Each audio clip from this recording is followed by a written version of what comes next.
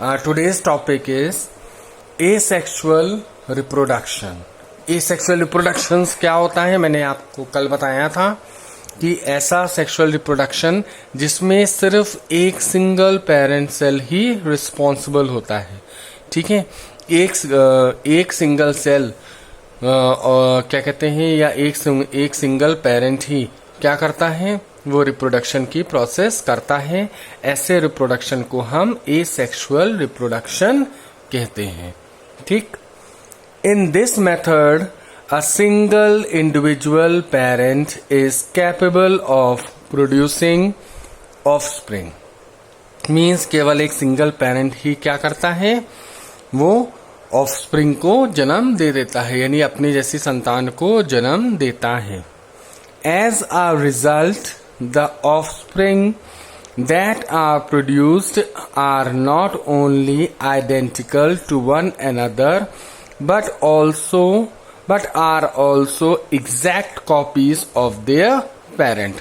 Means जो single parent होता है वो जो ऑफस्प्रिंग बनाता है, तो वो जो ऑफस्प्रिंग बनता है वो बिल्कुल पेरेंट्स की शक्ल का होता है, यानी पेरेंट्स से मिलता जुलता होता है.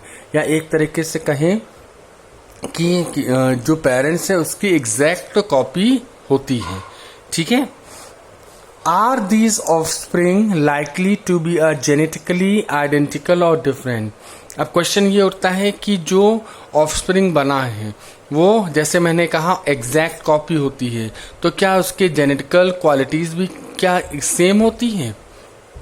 The term clone is used to describe such morphologically and genetically similar individuals. तो इसके लिए हम क्लोन वर्ड का इस्तेमाल करते हैं. तो ये क्लोन वर्ड क्या है, जो बताता है कि जो ऑफस्प्रिंग है वो जेनेटिकली या मार्फोलॉजिकली से मतलब है स्ट्रक्चर, जो एक्सटर्नल स्ट्रक्चर है, और जेनेटिकली यानी जो इंटरनल स्ट्रक्चर्स हैं, वो जो जेनेटिक मटेरियल है उसके बारे में बताता है कि वो सेम है, पेरेंट्स से मिलते जुलते हैं या डिफरेंट है. ठीक है. तो क्लोन जो बनते हैं वो पेरेंट्स से मिलते हुए बनते हैं या कुछ उसमें चेंजेस या डिफरेंस पाए जाते हैं. तो सेल डिवीजन, अब जैसे यूनिसेलुलर ऑर्गेनिज्म है, जैसे कि एक ये देखिए बडिंग इन ईस्ट. अब ये एग्जाम्पल दिया हुआ है ईस्ट का. ईस्ट में क्या होता है, ये देखिए, आप देख रहे हैं, ये पेरेंट सेल है ईस्ट का. ये क्या है, इसका न्यूक्लियस है. ये न्यूक्लियस क्या हो रहा है, आगे जाकर के डिवाइड हो रहा है. ठीक, डिवाइड हो रहा है, और ये न्यूक्लियस देखिए डिवाइड हो गया. ठीक, और ये देखिए धीरे धीरे जो उसकी बाउंड्री है वो क्या हो रही है, इधर अलग हो रही है, और लास्ट में क्या हो जाता है, ये पेरेंट सेल है ये अलग हो जाता है, और ये बड के रूप में फॉर्म हो जाता है. ये जो बड है ये इसका ऑफस्प्रिंग होता है. ठीक है. इसी तरह से अब आप देखिए अमीबा में भी, ये डायग्राम आप देखिए अमीबा का, ये अमीबा है. ठीक है. ये अमीबा दिया हुआ है. अमीबा में क्या है, ये न्यूक्लियस है. ठीक है. न्यूक्लियस क्या करते हैं, धीरे धीरे न्यूक्लियस बड़ा होता है और न्यूक्लियस दो भागों में डिवाइड हो रहा है. जैसे न्यूक्लियस डिवाइड हो जाता है तो जो स्यूडोपोडिया होता है अमीबा का, वो भी क्या हो रहा है, धीरे धीरे डिवाइड हो रहा है.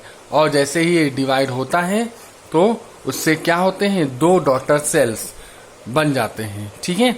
अमीबा जो है वो दो डॉटर सेल्स में डिवाइड हो जाता है. तो इस तरह से क्या होता है कि यूनिसेलुलर ऑर्गेनिज्म में रिप्रोडक्शन की प्रोसेस होती है. तो जैसे कि ये अमीबा में क्या हुआ, अमीबा में ये कहलाता है बाइनरी फिशन. ठीक. अमीबा में ये प्रोसेस जो कहलाती है बाइनरी फिशन, यानी कि अमीबा से क्या हुआ, दो डॉटर सेल्स बने, तो बाइनरी फिशन कहलाता है अमीबा में. और यीस्ट में ये प्रोसेस कहलाती है बडिंग. ठीक है. तो ये बडिंग और बाइनरी फिशन, ये दो प्रोसेसेस होती हैं जिसके द्वारा जो ऑर्गेनिज्म है वो रिप्रोड्यूस करते हैं. ठीक है. Let us see how widespread asexual reproduction is among different groups of organism. अब आगे हम देखते हैं कि जैसे कि asexual reproduction है, ये कैसे अलग अलग होता है. अलग अलग ऑर्गेनिज्म में अलग अलग मेथड होते हैं asexual reproduction की. तो ये अलग अलग, जैसे कि यीस्ट में बडिंग हुआ और अमीबा में बाइनरी फिशन हुआ. तो अलग अलग ऑर्गेनिज्म जो होते हैं यूनिसेलुलर, उनमें कैसे क्या होता है, एसेक्सुअल रिप्रोडक्शन होता है, इसके बारे में हम पढ़ते हैं. Asexual reproduction is common among single celled organism. यानी कि जितने भी सिंगल सेल ऑर्गेनिज्म हैं, इनमें मोस्टली क्या होता है, ये एसेक्सुअल रिप्रोडक्शन ही होता है.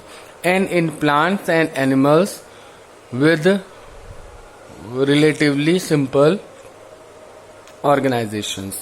ठीक है, और सिंपल ऑर्गेनाइजेशंस क्या होते हैं, ये हेल्प करते हैं एसेक्सुअल रिप्रोडक्शन करने में. In protists and monerans the organism और the parent cells divided into two to give rise to a new individuals. अब प्रोटिस्टा, ये आपने फैमिली पढ़ी होगी, 9th में पढ़ाया था मैंने, 9th में और 10th में भी था. प्रोटिस्टा था, मोनेरा था, ये जो फाइलम्स हैं, इनके जो ऑर्गेनिज्म हैं, ठीक है, ये इनके पेरेंट सेल्स हैं, वो डिवाइड्स होते हैं और नए इंडिविजुअल्स को क्या करते हैं, जन्म देते हैं. आप प्रोटिस्टा और मोनेरा में जो ये ऐसे सेल डिविजन्स होते हैं, इसमें क्या होता है, in these organism cell division is itself a mode of reproduction. यानी कि मोनेरा और प्रोटिस्टा फाइलम के जो एनिमल्स होते हैं, तो ऑर्गेनिज्म जो आप कह सकते हैं, ऑर्गेनिज्म जो होते हैं, इनमें सेल डिविजन्स होता है और सेल डिविजन्स के ही द्वारा क्या होता है, रिप्रोडक्शन होता है. Many single-celled organisms reproduce by binary fission. यानी कि जैसे अभी हमने अमीबा में बताया कि बाइनरी फिशन की प्रोसेस होती है, जिससे कि ऑफस्प्रिंग क्या होता है, रिप्रोड्यूस होता है. तो कई सिंगल सेल ऑर्गेनिज्म होते हैं जिनमें बाइनरी फिशन की प्रोसेस होती है.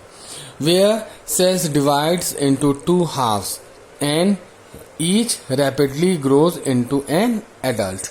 और बाइनरी फिशन में क्या होता है कि जो सेल्स हैं वो डिवाइड होते हैं 2 डॉटर सेल्स में, और वो 2 डॉटर सेल्स बहुत जल्दी ग्रो करके एडल्ट में कन्वर्ट हो जाते हैं.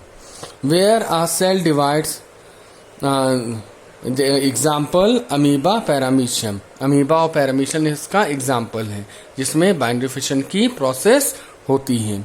इन yeast the division is unequal and small buds are produced that remain attached initially to the parent cells, which eventually get separated and mature into new yeast organism cells.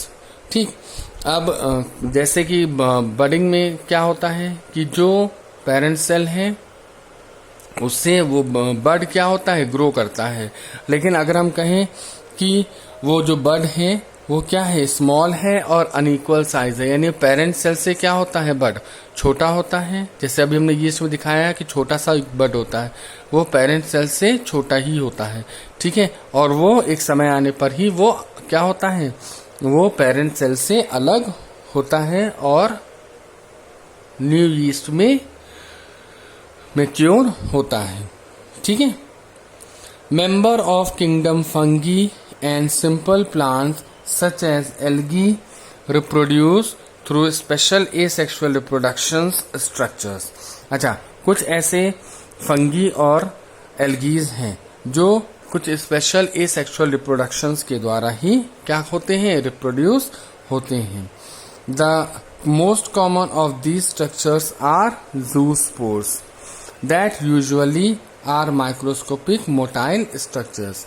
अब ये जो fungus हैं और algae हैं, ये कुछ special structures बनाते हैं जिन्हें हम क्या कहते हैं, जूस्पोर्स कहते हैं. और ये जूस्पोर्स क्या होते हैं, ये माइक्रोस्कोपिक माइक्रोस्कोपिक मोटाइल स्ट्रक्चर्स होते हैं, यानी कि वो माइक्रोस्कोप से ही हम इनको देख सकते हैं।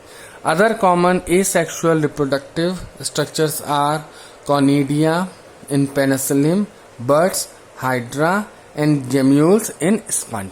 अब कुछ ऐसे अदर एसेक्सुअल रिप्रोडक्शंस जो हैं वो स्ट्रक्चर्स कौन कौन से हैं? कॉनिडिया हैं, बर्ड्स हैं, जेम्यूल्स हैं, जो हमें देखने को मिलते हैं। ये सब क्या है? एसेक्सुअल रिप्रोडक्शन के मोड्स हैं। ये आप देखिए बुक में आपके ये डायग्राम बना हुआ है कि ये आपको दिखाई दे रहा है कि ये जू स्पोर्स हैं, ठीक है। आप देख रहे हैं ये जू स्पोर्स बन रहे हैं। ये जू स्पोर्स किसमें बनते हैं? क्लेमाइडोमोनास में, ठीक है। जो क्लेमाइडोमोनास का पौधा होता है उसमें ये जू स्पोर्स बनते हैं। तो ये एसेक्सुअल रिप्रोडक्शन करता है और ये जू स्पोर्स बनाता है, ठीक। नेक्स्ट है कॉनिडिया ऑफ पेनिसिलिन। तो ये पेनिसिलिन का प्लांट है। इसमें ये देखिए जो आप देख रहे हैं सेल स्ट्रक्चर देख रहे हैं, ठीक है। इनको हम कहते हैं कॉनिडिया। क्या कहते हैं? कॉनिडा, ठीक। ये कॉनिडा होते हैं। इससे क्या होता है? ये नए ऑफस्प्रिंग के रूप में कन्वर्ट होते हैं। अब नेक्स्ट आपको दिखाते हैं इसमें हाइड्रा, ठीक है। जैसे हाइड्रा में क्या बनता है? बर्ड्स बनते हैं, ठीक है। ये आप बर्ड्स देख रहे हैं आप, ठीक। जैसे कि यीस्ट में बर्ड बना था उस तरह से हाइड्रा में भी क्या बनता है? ये बर्ड्स। और ये आप देखिए ये जेम्यूल्स में बनते हैं, किसमें? स्पंज में, ठीक है। ये जेम्यूल्स क्या करते हैं? ये एसेक्सुअल रिप्रोडक्शन का ही पार्ट है जिससे कि नए ऑफस्प्रिंग बनते हैं, ठीक है। तो ये आपको एग्जांपल्स मैंने आपको दिखाए, ये आपके बुक में बने भी हुए हैं।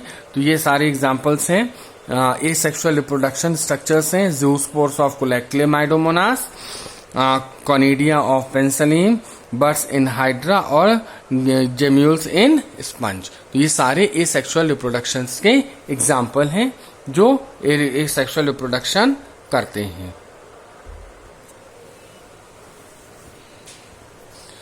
You have learned about vegetative reproduction in plants in class 11th. आपने वेजिटेटिव रिप्रोडक्शन के बारे में भी पढ़ा होगा क्लास 11th में, लेकिन ये वेजिटेटिव रिप्रोडक्शन के बारे में तो प्रीवियस क्लासेस में भी पढ़ाया गया है। छोटे क्लासेस में भी है, 8th में भी है वेजिटेटिव रिप्रोडक्शन। तो उसमें भी पढ़ाया गया है कि किस तरह से प्लांट वेजिटेटिव रिप्रोडक्शन आखिर होता क्या है, यानी कि ऐसा रिप्रोडक्शन जिसमें प्लांट का कोई पार्ट वो क्या करता है? नए ऑफस्प्रिंग को जन्म देता है। वो क्या कहलाता है? वेजिटेटिव रिप्रोडक्शन कहलाता है, ठीक है। तो what do you think, is vegetative reproduction also a type of asexual reproduction? क्या वेजिटेटिव रिप्रोडक्शन को हम एसेक्सुअल रिप्रोडक्शन कहते हैं? वाई डू यू से सो? आप ऐसा क्यों कहते हैं?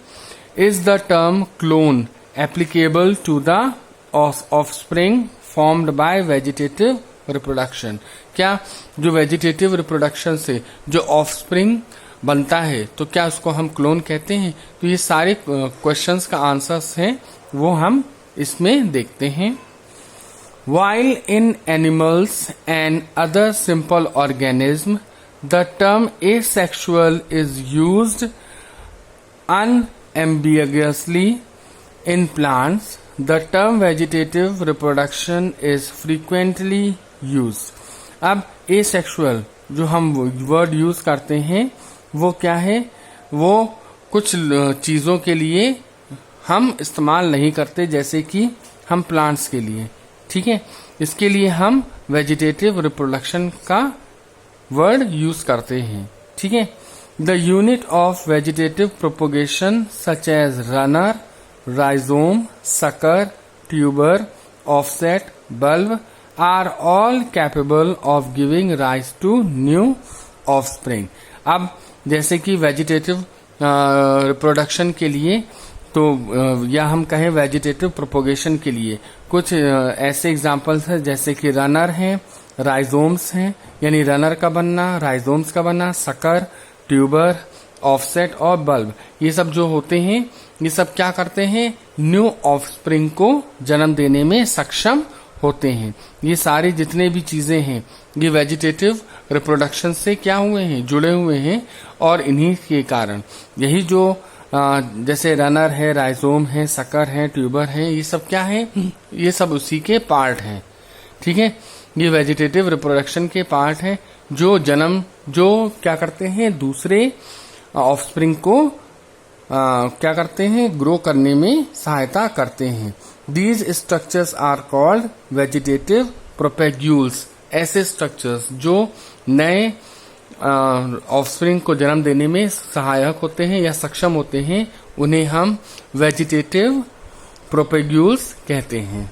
ठीक है, obviously since the formation of this structure does not involve two parents, the process involved is asexual। यानी कि इस वेजिटेटिव रिप्रोडक्शन में क्या होता है, दो पेरेंट्स की सहायता नहीं ली जाती है, सिर्फ सिंगल पेरेंट ही क्या करता है, वो नए इंडिविजुअल्स को जन्म दे देता है, इसलिए इसको हम एसेक्सुअल रिप्रोडक्शन के अंतर्गत ही मानते हैं।